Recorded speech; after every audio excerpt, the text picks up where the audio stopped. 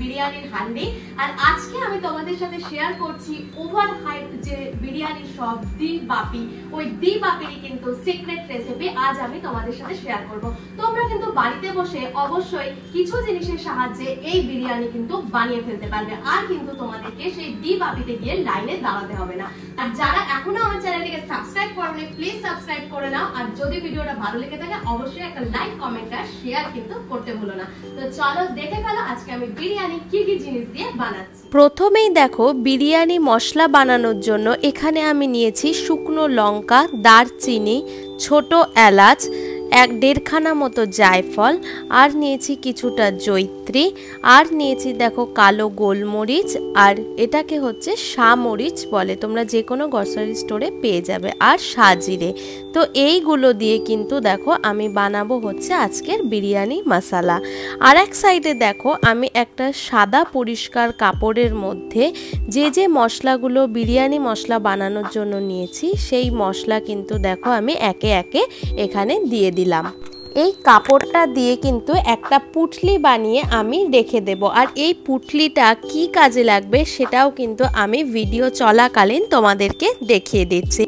একেবারে শক্ত করে কিন্তু এই পুটলিটা বানিয়ে আমি সাইডে রেখে দিলাম।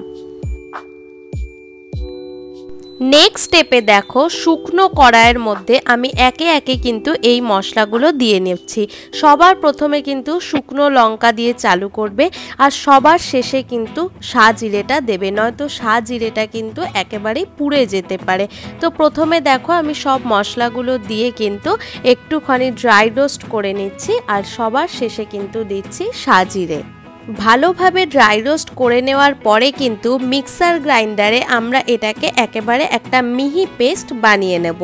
তো কত সুন্দর দেখো কিন্তু বিরিয়ানি মশলা আমার রেডি। আর যখনই তোমরা বিরিয়ানি মশলা বানাবে তখন যে পাত্রে রাখবে সেই পাত্র যেন খুব ভালোভাবে বন্ধ করা থাকে, নয়তো কিন্তু মশলার গন্ধটা বেরিয়ে যেতে পারে। আর দেখো এখানে আমি কিন্তু গোটা গোটা জ্যোতি আলু কেটে রেখেছি, সামান্য একটু কামধেনু রং আর নুন মাখিয়ে কিন্তু আমি আলুটাকে রেখে দিয়েছি। আর দেখো এখানে যেহেতু আমি 4 জনের হিসেবে বিরিয়ানি বানাচ্ছি, মশলাও 4 জনের হিসেবেই তোমাদেরকে দেখালাম। তো এখানে দেখো আমি ডিমটাকে সেদ্ধ করে নিয়ে নুন জলের মধ্যে কিছুক্ষণ দিয়ে রাখবো, যাতে ডিমের ভেতরে কিন্তু নুনটা ঢুকে যায়। তো এইটা কিন্তু বিরিয়ানি করার একটা আলাদাই টিপ। আর ডিমগুলোকে দেখো আমি একটা কাঁটা চামচের সাহায্যে এইভাবে কিন্তু একটুখানি গর্ত করে দিচ্ছি, যাতে খুব ভালোভাবে কিন্তু নুনটা ডিমের ভেতরে চলে যায়। এবার দেখো মাংসটা কিভাবে ম্যারিনেট করি সেটাই তোমাদের সাথে শেয়ার করি। বাজার থেকে দেখো বিরিয়ানি কাট করেই কিন্তু মাংসগুলোকে কাটিয়ে এনেছি, আর এখানে আমি প্রায় 500 গ্রাম মতো মাটন নিয়ে নিয়েছি। আর মাটনটাকে ভালোভাবে ধুয়ে এর মধ্যে দেখো আমি দিয়ে দিচ্ছি সামান্য একটুখানি বিট নুন। আমি কিন্তু এটা বিট নুনের সাহায্যেই করব, তাই প্রয়োজন মতো বিট নুন। আর দিচ্ছি কিন্তু দেখো 3 চামচ মতো ঘি, এটা কিন্তু ঘি দিয়েই ম্যারিনেট করা হবে।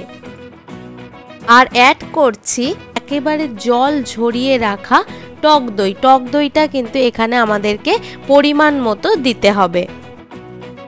আর সবশেষে দিয়ে দিচ্ছি আমার ঘরে বানানো বিরিয়ানি মশলা। এখানে কিন্তু 2 চামচ মতো বিরিয়ানি মশলা আমি অ্যাড করলাম। এবার মাংসটাকে দেখো খুব ভালোভাবে কিন্তু মাখিয়ে প্রায় 20 মিনিট কিন্তু আমি রেখে দেব। একেবারে মাংসটাকে যখন ম্যারিনেট করবে যেন মাংসর ভেতরে মশলা আর দইটা ঢুকে যায়। তো এইভাবে দেখো আমি ম্যারিনেট করে এটাকে কিন্তু 20 মিনিটের জন্য সাইডে রেখে দিলাম। এবার কড়াইয়ের মধ্যে ঘি দিয়ে ঘিটা ভালোভাবে গরম হলে তাতে অ্যাড করছি সামান্য একটুখানি রসুন বাটা। রসুনটা সামান্য লাল লাল করে ভাজা হলে তাতে আমি দিয়ে দিচ্ছি আমার ম্যারিনেট করে রাখা মাটনের পিসগুলো। গ্যাসের ফ্লেমকে মিডিয়ামে রেখেই কিন্তু আমাদেরকে এই মাটনটাকে কষাতে হবে, যাতে একেবারেই মাটনটা শুকিয়ে পুরো কড়াইয়ের সাথে যেন লেগে যায়।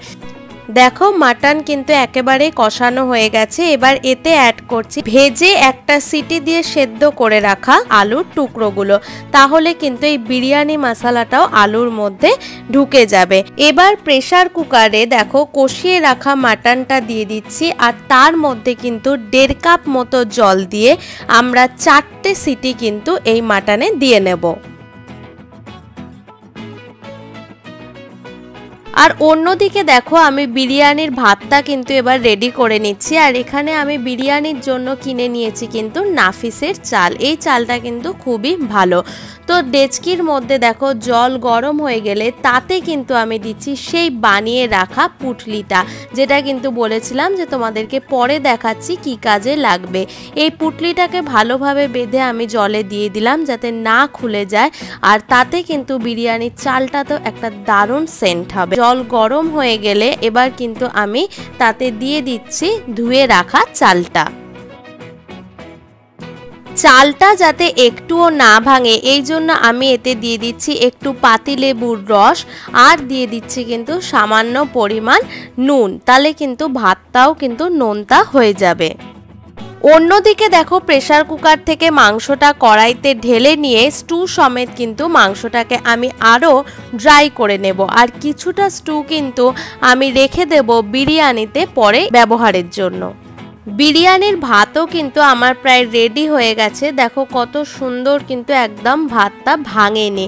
তো এবার কিন্তু ভাতটাকে আমি একটা চুবড়ির মধ্যে ঢেলে নেব, আর পুটলিটাকে দেখো আমি আগেই কিন্তু সরিয়ে রেখে দিচ্ছি। এটা কিন্তু তোমরা পরে রোদেতে শুকিয়ে আবার কোনোভাবে মশলাও বানিয়ে নিতে পারবে।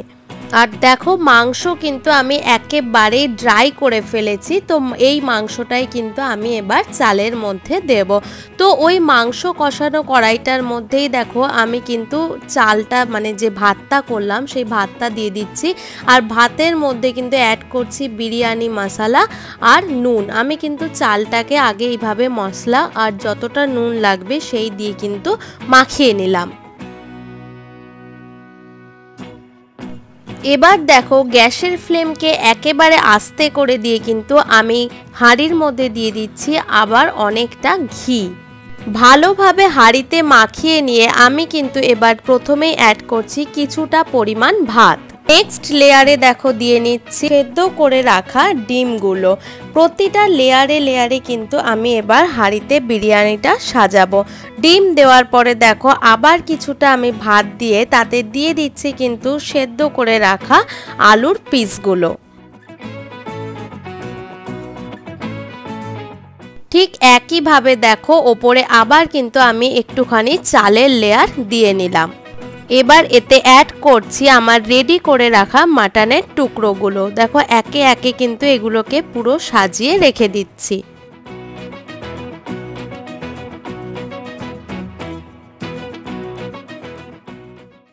এবার অবশিষ্ট যে ভাতটা আছে সেই পুরো ভাতটা কিন্তু আমি লাস্ট লেয়ারে ঢেলে দিলাম। ওপর থেকে অ্যাড করছি আরও অনেকটা পরিমাণ ঘি। অন্যদিকে বাটিতে 2 চামচ দুধ নিয়ে তাতে দেখো অ্যাড করে দেব কেশর। আমি কিন্তু দুটো ছোট ছোট কেশর কিনে এনেছি, দুটো গোটাই কিন্তু এতে আমি দিয়ে দিচ্ছি।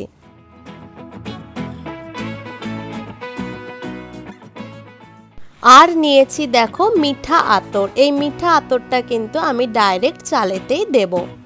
কেশর ভেজানো দুধটা কিন্তু আমি এবার বিরিয়ানিতে মিশিয়ে দিচ্ছি, আর দিয়ে দিলাম দেখো কিছুটা পরিমাণ আতর। আতর যে যেমন খেতে পছন্দ করো সেই অনুযায়ী কিন্তু আতরটা দেবে। খুব বেশি আতরের গন্ধ কিন্তু আমার ভালো লাগে না।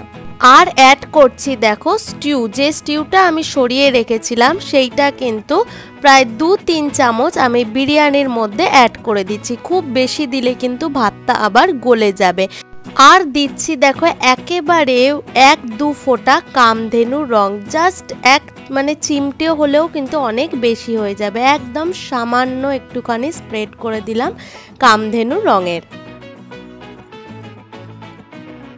এবার হাঁড়ির ঢাকনা বন্ধ করে কিন্তু আমাদেরকে খুব ভালোভাবে আটা গুলিয়ে তার চারধারে দিয়ে দিতে হবে, গন্ধও যাতে বেরিয়ে না যায়। গ্যাসের ফ্লেমকে একেবারে আধ ঘন্টা লো রেখে তারপরে দেখো কিন্তু আমি বিরিয়ানির ঢাকনাটা খুলে ফেলছি।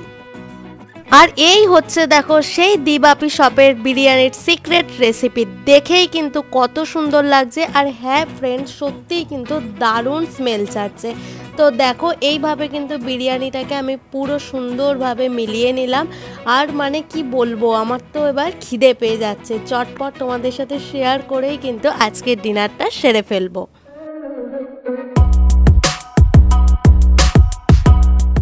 আর ঝটপট বাড়িতে বিরিয়ানিটা বানিয়ে কিন্তু আমাকে কমেন্ট করে জানাতে ভুলো না যে বিরিয়ানির টেস্ট কেমন হয়েছে। তো ভিডিওটা ভালো লাগলে অবশ্যই লাইক, কমেন্ট আর শেয়ার করে দিও। আর এখনও যদি সাবস্ক্রাইব না করে থাকো তো প্লিজ সাবস্ক্রাইব করে দাও। তো ভালো থেকো, সুস্থ থেকো। আবার নেক্সট ভিডিও খুব তাড়াতাড়ি তোমাদের কাছে নিয়ে আসছে। Bye bye, thanks for watching.